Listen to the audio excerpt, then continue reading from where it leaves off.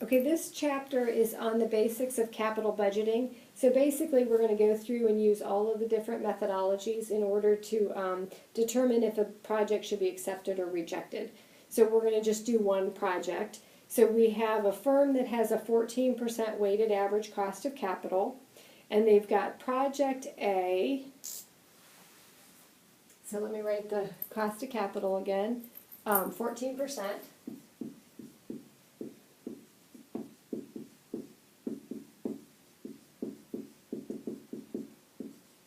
And project A costs us initially $6,000. And we'll have a 5-year life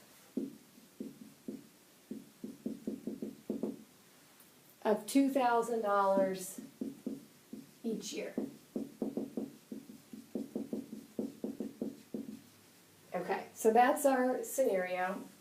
So project A costs us initially $6,000, and we'll have 5 years to run it, and we'll make $2,000 each of those years.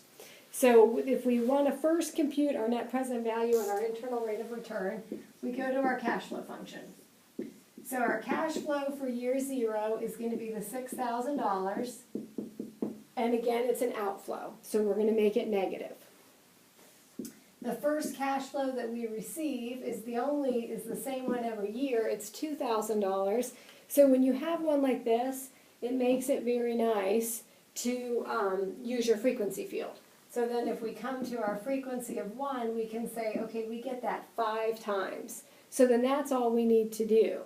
Now, if you are using this cash flow function on a recurring basis, you may want to clear out your tables. So if you hit the cash flow button, and then you hit your second menu and your clear work, it makes everything go 0. But so you have to hit it in that order. Just clearing doesn't do it. You have to go cash flow button, second menu, and then clear work. I don't think that's, just get you that a bit. Okay, so then that's the steps for that. All right, so then we'll come to our cash flow button and we'll put in 6,000, make that negative, and then push enter. And we make it negative by pushing that plus or minus button. Arrow down, put in $2,000 in the cash flow for year 1. Arrow down and make that frequency of 5 and push enter. And then arrow down and make sure you have nothing in year 2. Then we'll come over to the net present value, and then we're going to make our I equal to 14. So we'll type in a 14 and push enter, arrow down, and then compute. And that gives us $866.16. So that's good. Now then we can come over to our internal rate of return button, which is right beside it, and push compute there. And that gives us 1986 rounded. So then our rules are is if we have a positive net present value, we accept. If our internal rate of return is higher than our cost of capital, we accept. So again, we would accept this project based on those rules. Then we can also calculate out our payback period. So that's our next one, so our payback.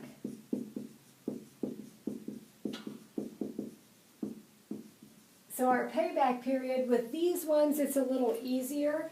We take the $6,000 initial investment and divide it by our annual cash inflows. When it's the exact same amount every year, you just divide. So that, again, is a little bit easier. So if we take that and we divide it, that gives us a 3-year payback period. So it takes us 3 years to recoup our initial investment. Okay? Then the other thing that we will have to do is our modified internal rate of return. And the modified internal rate of return kind of has to deal with the fact that when we calculated our internal rate of return, it's assuming that we could reinvest those future cash flow amounts at that same rate. The modified internal rate of return says, okay, well maybe you're not going to be able to invest those at that same rate. You're probably going to invest them back at the cost of capital. So then we go back to our time value money keys for this one.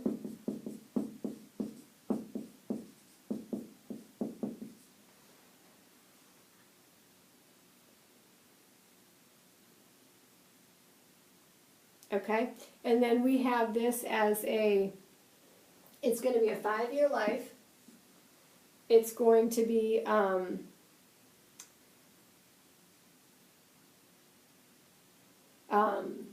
the IY is going to be at the cost of capital. So this is a 2-step one, by the way, I didn't mention that.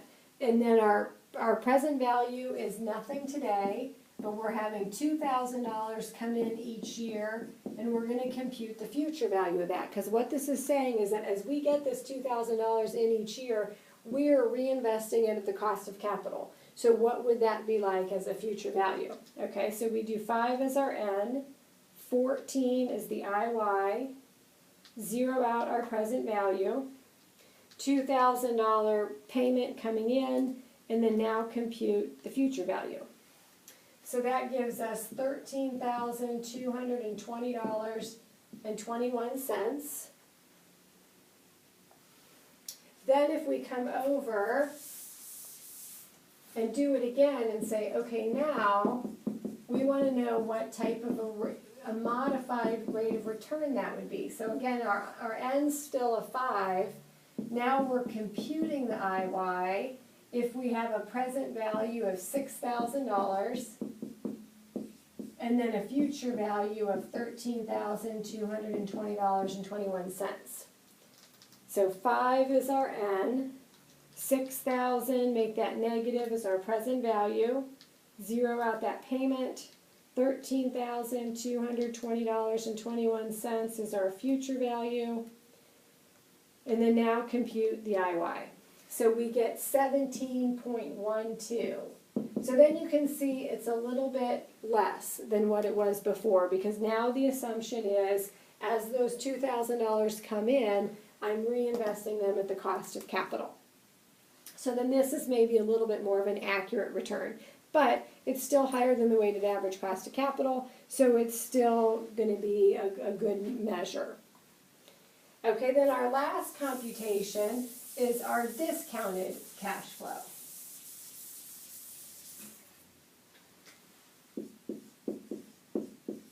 Or I'm sorry, not our discounted cash flow. We do have to do a discounted cash flow for it, but it's our discounted payback period.